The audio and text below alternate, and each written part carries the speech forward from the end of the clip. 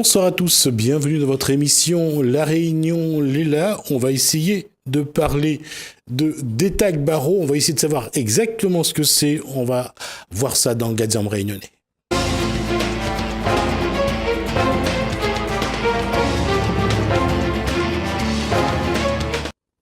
Alors, qui va nous parler de Détac Barreau ? C'était Détac Barreau, joli prénom Détac.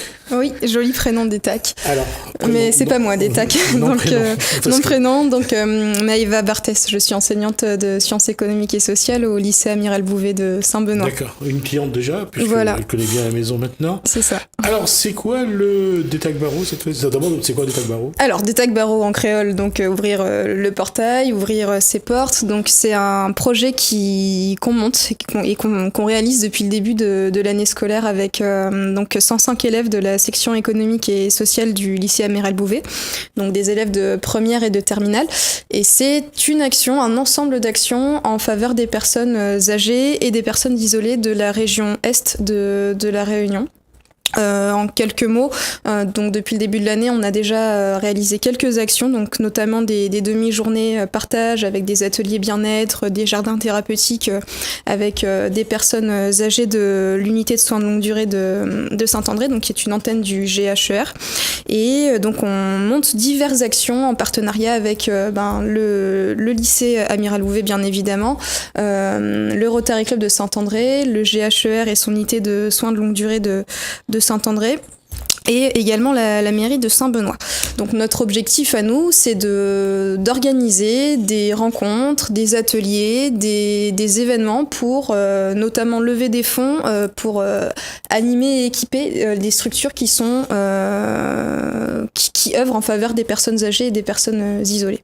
Qu'est-ce qui a motivé Madame Barthès à s'occuper oui. à faire un pas en direction des personnes âgées. Alors déjà, je suis pas toute seule, on est quatre porteurs de projet. J'ai avec moi donc Patricia Dorveillé qui est professeure de lettres, Madame Danielle Thévanet qui est professeure d'histoire géo et Jean-Pierre Clotilde, conseiller principal d'éducation.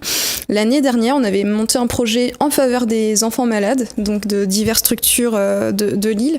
On avait organisé donc des rencontres avec les tout petits. Et cette année, on a basculé de génération et on reste toujours dans l'esprit solidaire, de partage, etc. Mais cette fois-ci, en direction de nos aînés. Donc, avec la même marraine ?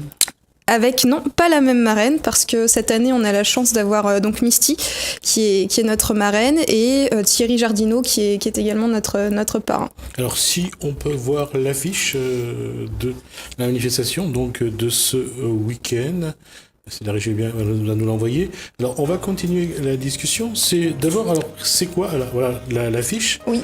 Donc, c'est le 19 février. Sur voilà. L'affiche, on a Jean-Claude Machir, Misty, oui. Thierry Jardineau, et puis tout en bas, il y a plein de monde, oui. Comme Kenaël, je crois qu'il y a également Michael Pouvin, oui. Il y a Grove Lélé, il y a pas mal de monde, on va tous les citer. Alors, qui c'est oui. Qui a établi ce programme ?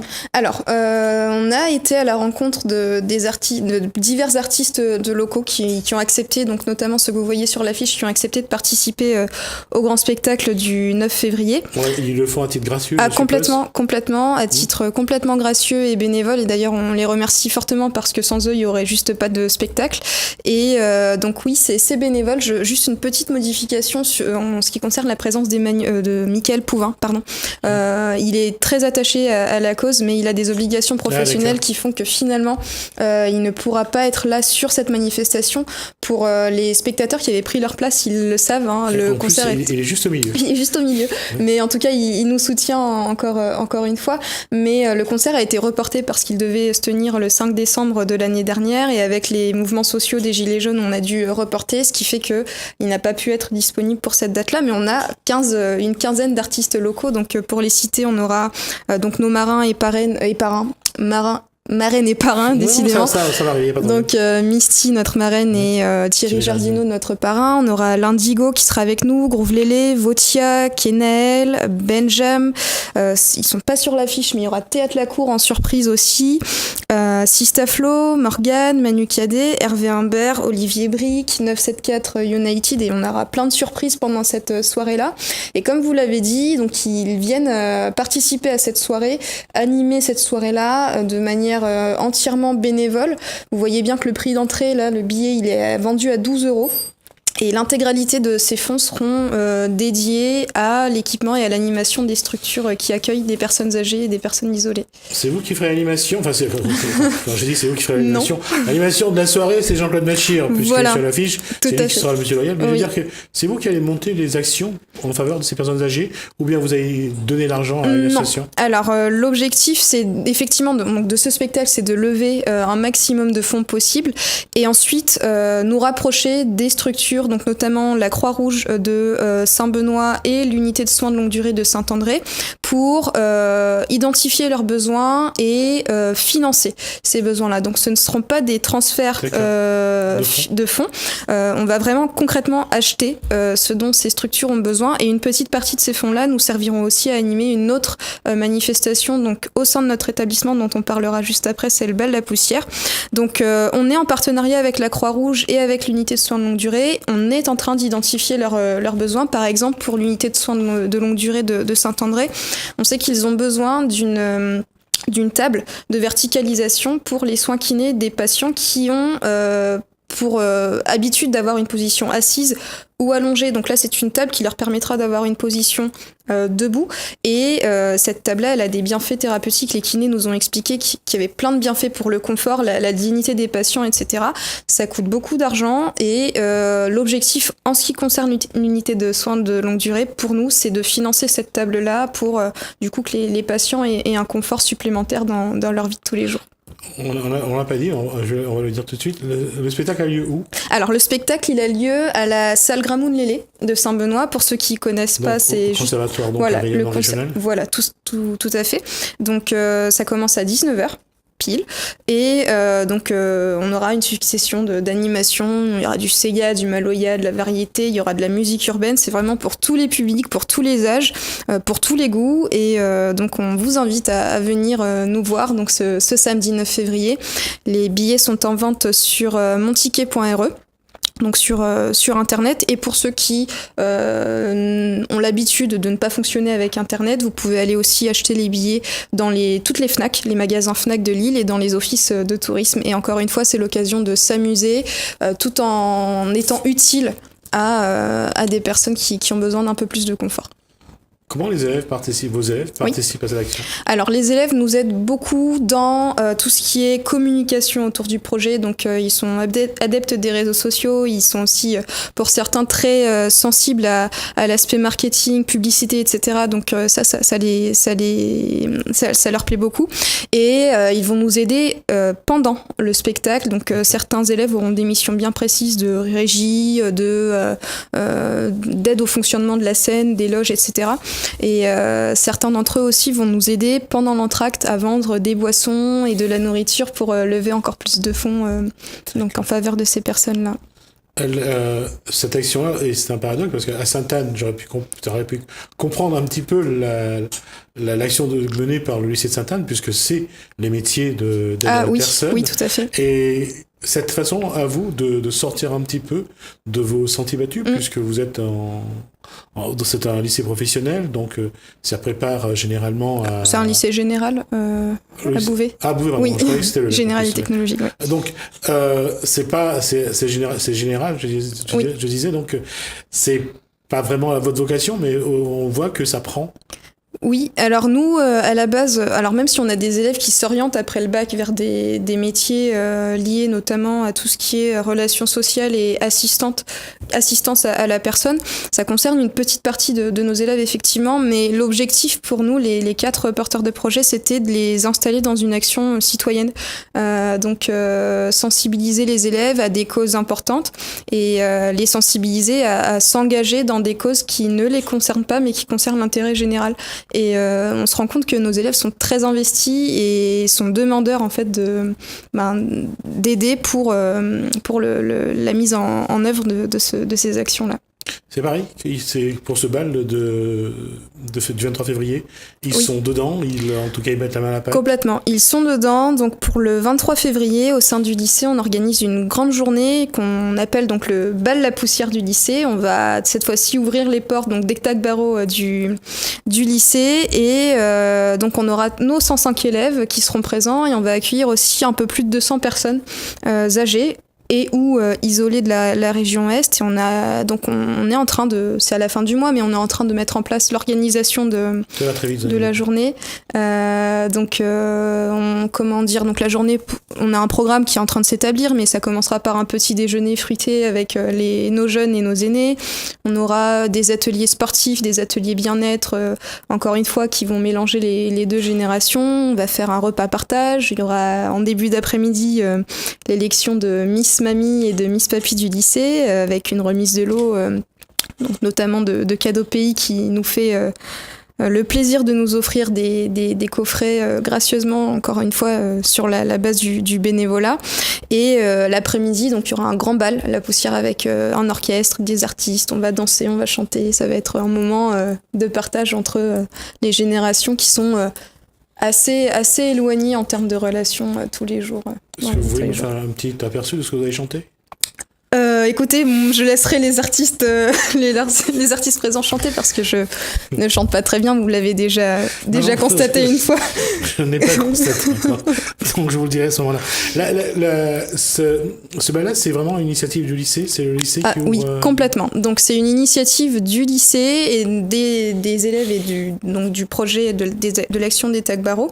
Et bien entendu, on ne fait pas tout seul, sinon ce serait pas possible. On a le lycée qui nous aide, on a le Rotary Club de Saint-André qui est un de nos partenaires principaux qui nous aide, la Croix-Rouge, l'unité de soins de longue durée. On a aussi la mairie de Saint-Benoît qui apporte un soutien logistique et matériel et d'animation qui est très important aussi. Et donc comme je vous l'ai dit, on a aussi Cadeau Pays qui nous aide pour les lots pour nos futurs Miss et Misters du lycée. Qu'est-ce que ça apporte aux jeunes de participer à ce genre aux lycéens de participer à ce genre d'action ? Je pense que déjà ça les amuse, donc ça fait du divertissement et ça leur permet de prendre en compte le fait qu'ils sont dans une société, ils sont partie prenante d'une société et qu'il y a des choses à partager avec chaque tranche d'âge, chaque milieu social, chaque individu et ça leur apporte donc aussi ce côté, comme on l'a dit, c'est ce qu'on essaie de réveiller chez eux, se prendre en compte qu'on est dans une société, on est citoyen et on a tous quelque chose à apporter aux autres. Et voilà. Est-ce que ça leur apporte dans leur apprentissage ? Peut-être pas de pédagogique au niveau, mais au moins dans leur construction.